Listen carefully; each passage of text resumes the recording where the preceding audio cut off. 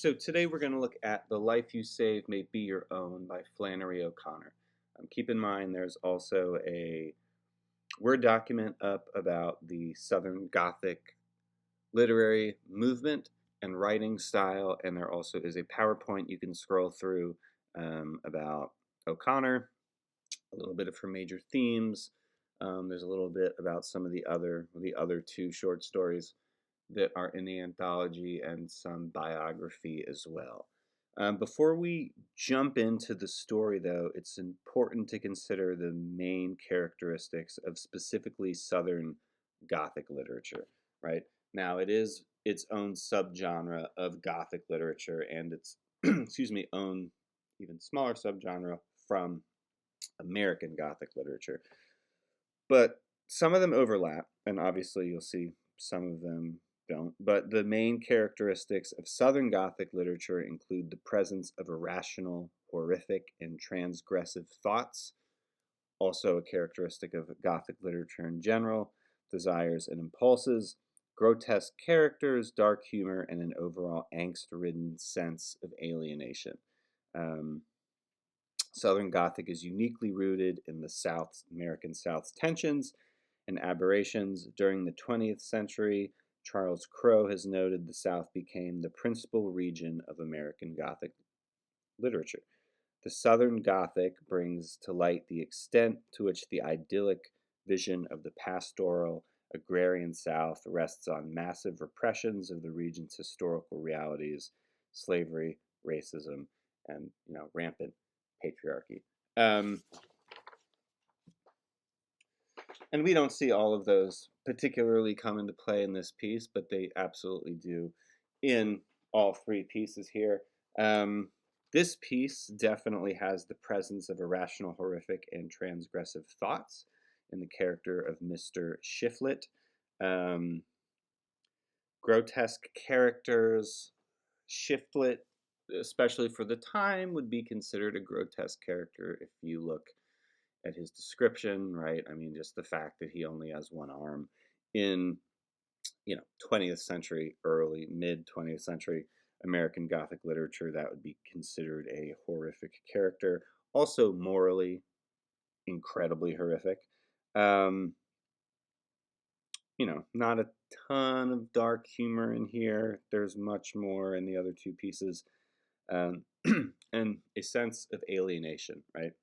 I mean, Mr. Shiflet obviously is an alienated character who, for all intents and purposes that we can see, alienates himself um, due to his kind of swindling cruelty. And then we have Lucinel, Crater, I guess senior and junior, um, that are isolated on this old plantation together. So, we will get into O'Connor's kind of obsession with color imagery, and we'll talk about that in a second. But those are our three characters, right? And if you see in this pink highlight, he had on a black town suit. He also has on a brown felt cap. Now, O'Connor, like I just said, is obsessed with color imagery, and that sounds exactly like what it is. The color imagery used in the story provides considerable insight into O'Connor's intentions. We note that Shiflet arrives at the farm wearing a black suit and a brown hat. Black has traditionally been viewed as a symbol of physical death and of the underworld, while brown is associated with spiritual death and degradation. Now, we have black and brown. Brown here is pretty clear, right? A spiritual death and degradation. Shiflet is this character that, obviously swindles handfuls of people, right? We see that he kind of swindled and abandoned his mother at the end as well. And we can imagine that he's been doing this for quite some time, right? He's kind of a nomadic person who, uses his at least his verbosity about his faith to kind of, you know, get to people, and we'll talk about that in a little bit. So this idea of a spiritual death and degradation makes sense with the brown in terms of how he's really using the kindness and the faith of others to take advantage of them in horrific ways, as we see at the end. Black, sure, always, a dark color of death in the underworld, but an ominous figure, right? Gray, which is the color of the hats of Mrs. Crater and the hitchhiker at the end, as well as of the turnip-shaped cloud, which O'Connor keeps mentioning at the end. It's descending over the sun, right, blocking out the light, has been variously associated with neutralization, egoism, depression, inertia, and indifference. You know, take that as you will. Obviously, Crater Sr., the old woman, has enough of an ego to kind of go toe-to-toe with Shiflet for a while. She thinks that she's getting a deal by marrying her 30-year-old daughter off, and Shiflet is getting a deal because he has a car. Now, we will talk about that as we get further into that instance. While the hat is the only item of Mrs. Crater's clothing to be described, O'Connor pays particular attention to the clothing worn by younger Lucinell Crater, right? The color imagery associated with her is designed to emphasize her purity and innocence, as well as to associate her with the divine. Blue, the color of her dress, as well as her eyes, which, remember, are noted as being even visible in the dark, is associated with heaven and heavenly love, and has become the traditional color associated with the Virgin Mary in Christian art. So we have Lucinell Crater is this innocent, pure character, right? I mean, she's been mute her whole life until miraculously Shiflet teaches her, a word in less than a week, which seems impossible. And there's a lot of interesting things about and that surround Shiflet in that sense to keep in mind. But the story itself is incredibly straightforward, right? He comes to fix up the property to make some money. We know that he's really trying to get this car, and eventually we find out that Lucinell Crater is trying to marry her daughter off, right? And then so that she can have a son-in-law around, right? To do everything that Shiflet does in this week. Also kind of wild, she marries her daughter off to this stranger in a week's time. Now, some of the descriptions of Shiflet are pretty interesting. Sorry, my mouse is being weird. He seemed to be a young man, but he had a look of composed dissatisfaction, as if he understood life thoroughly, right? So he's experienced a lot, is all really that's highlighting. But if you look from Lucinell Crater's perspective, even though he's young, he is experienced and he understands the ways of the world. Now, as we find out about his character, his knowledge of the world probably comes from pretty negative interactions, but, she doesn't see that. Or she kind of does see it in the beginning, but then he wins her over, right? That's what, someone like Shiflet is going to do. This is a very deadpan kind of O'Connor Southern Gothic line, right? That car ain't run in 15 years, the old woman said. The day my husband died, it quit running. So, there is a metaphor in there, though, right? The metaphor that the day that Crater's husband died, the farm dies, right? Their family unit dies, and now it's fractured, and they're on this kind of decrepit plantation, which is another characteristic of Southern Gothic literature, right? Southern Gothic literature usually think of Gothic in the classical sense of, everything's kind of eerie and broken down, and we have this rundown plantation that's obviously seen better days, and the reason that it you know, isn't kept up is because the man of the house, the patriarch, is gone, and Crater is trying to find a new patriarch, right? Um, and then, out of nowhere, Shiflet says this. Lady, he said, and turned and gave her his full attention. Let me tell you something. There's one of those doctors in Atlanta, right? One of these doctors, as if a doctor is an insane concept. And this is the 50s, so, they exist. That's taken a knife and cut the human heart. The human heart, he repeated, leaning forward, out of a man's chest and held it in his hand. And he held his hand out, palm up, as if he were slightly weighted with the human heart, and studied it like it was a day-old chicken. And lady, he said, allowing a long, significant pause in which his head slid forward and his clay-colored eyes brightened, he don't know no more about it than you or me.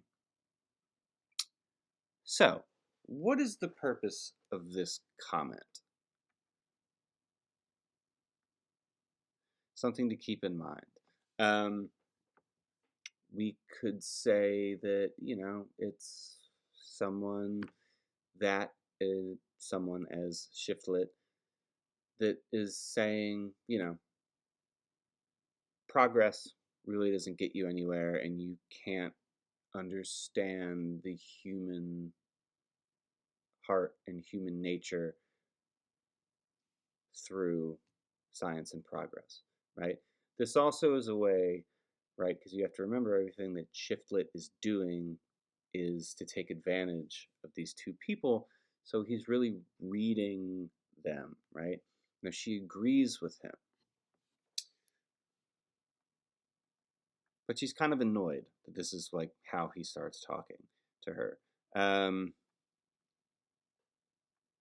Could also have to do with, reading her out and trying to understand, if she's a deeply religious person that might kind of, side eye scientific progress. Lady, he said, people don't care how they lie.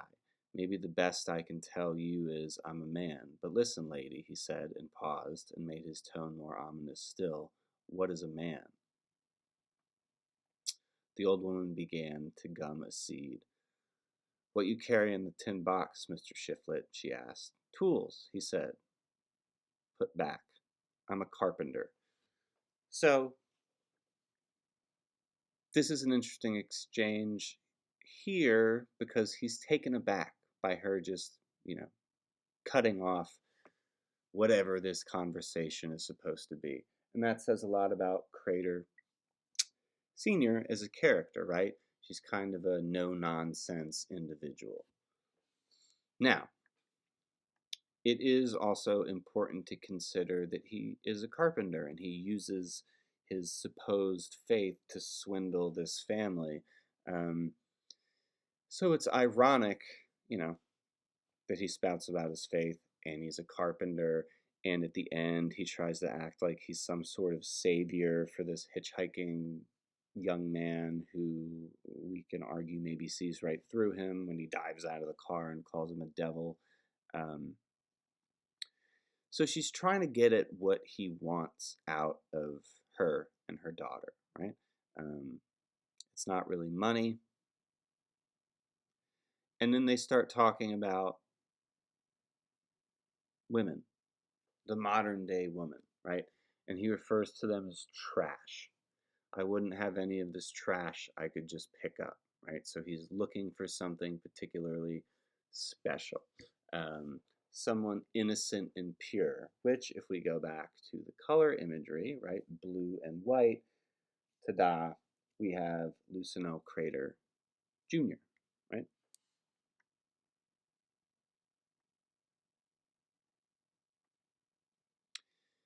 She tells him that he can hang around and work for food because they don't have any money to pay him, and that he can sleep in the car, right? Which seems uncomfortable, but he wants this car so badly, right? So that's probably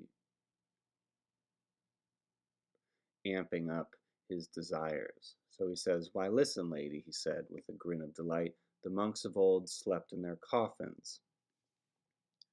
Again, right? He's trying to make himself this incredibly pious individual. Um, and then her response is, "They wasn't as advanced as we are," the old woman said, right? And then our scene cuts to the next morning. Um, and it's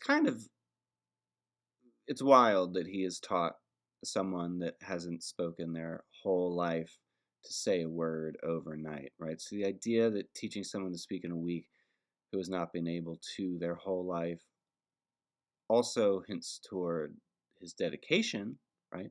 Which fuels the mother's desires even more, right? Because she wants to marry her daughter off and have Shiftlet, who, for all for all he has to say, is an incredibly handy, capable individual. So this is an example of like how far he's willing to go, right? How deep he's willing to dive in to be there for this family. And it all has to do with his deception, as we find out. Um, and this is why he has taken a personal interest in the automobile, right? We know he has a personal interest because he wants it, as he steals it later. Um,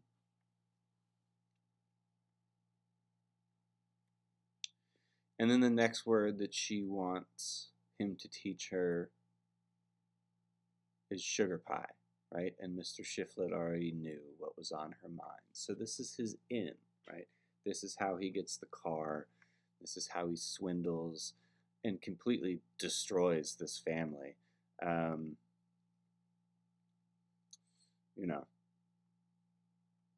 we have the fact that Mrs. Crater lies about her daughter's age. Why? Because he's trying, to make her even more pure, right? And younger, obviously, and, more childbearing, etc. So there's this back and forth that they're going through, which is the majority of the story, right? Is Lucinel, Crater, and Mr. Shiflett trying to one up the other one. And these kind of one up trades isn't a characteristic of Southern Gothic literature, but it is a characteristic of Flannery O'Connor's writing. She writes a lot about people that are always trying to dupe and one up each other, and this is a prime example of that, right? We have Shiftlet, who tries to roll in like a carpenter, um, this Jesus-like nomad that's always spouting about purity, etc. Yet, we see him, if we want to run with the religious allegory, which we should, considering this piece, um, is more of a a deceiving serpent, right? More of a devil, as our hitchhiker calls him out for at the end. So, everyone knows that someone wants something else out of the other person, and we're getting this back and forth to see who ends up winning. Now, you'd really hope, since we're starting to really realize and see Shiflet's true character, that we want the mom to win, right? We don't know in what way. You would imagine if they got married, he'd run off and steal the car anyway, and not do what he does to the daughter. But that action really is what shows us who he truly is, right? Here's another example of Shiftlet, right? In the darkness, Mr. Shiftlet's smile stretched like a weary snake waking up by a fire. After a second, he recalled himself and said, I'm only saying a man's spirit means more to him than anything else. I would have to take my wife off for the weekend without no regards at all for cost. I gotta follow where my spirit says to go, right? So there's a lot going on in this passage as well. We have like a weary snake waking up by a fire. That could be any animal, right? O'Connor specifically chose snake to hint at Shiftlet's kind of deceptive personality, right? He's a swindler. He's a snake.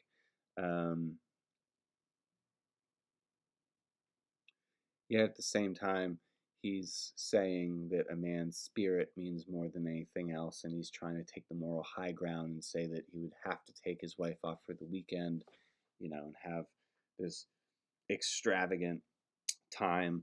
There's the joke almost when Crater says that her daughter, doesn't even know what a hotel is, so what's the point, right?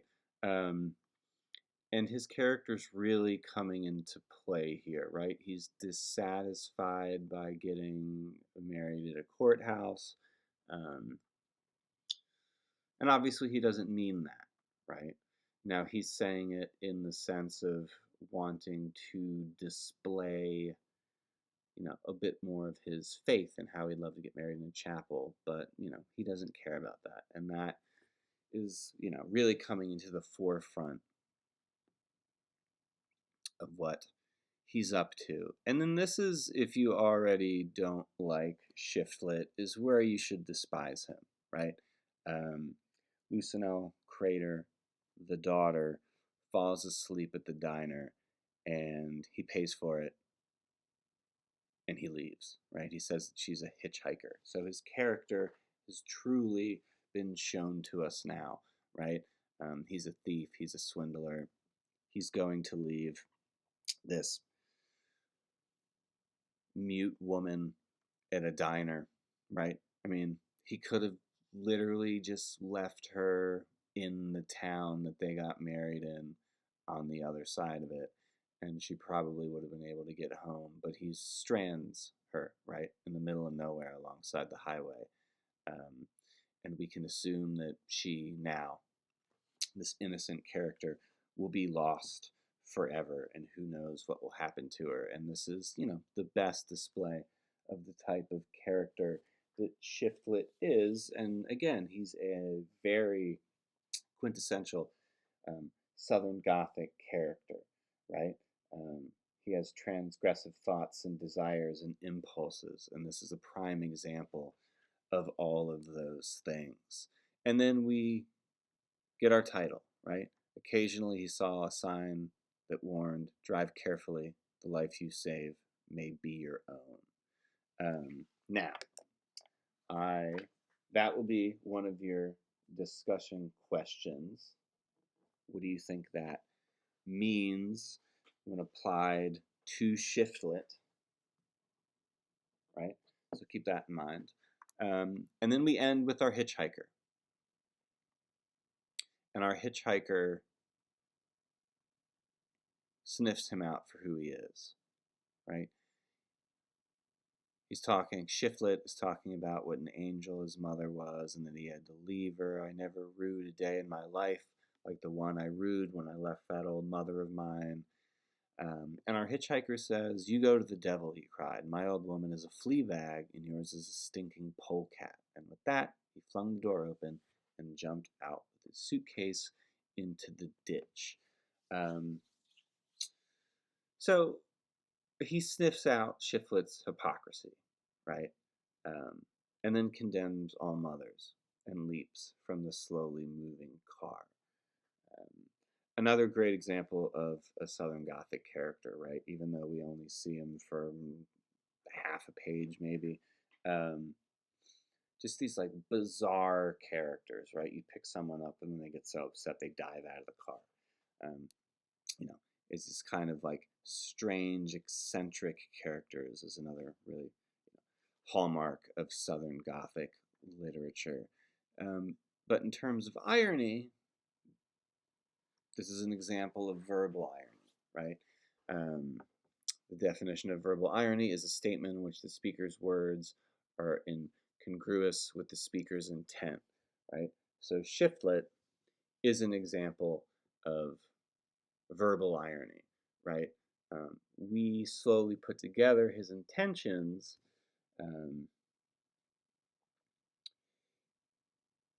though it's not particularly clear what he's up to pretty much until he does it, right?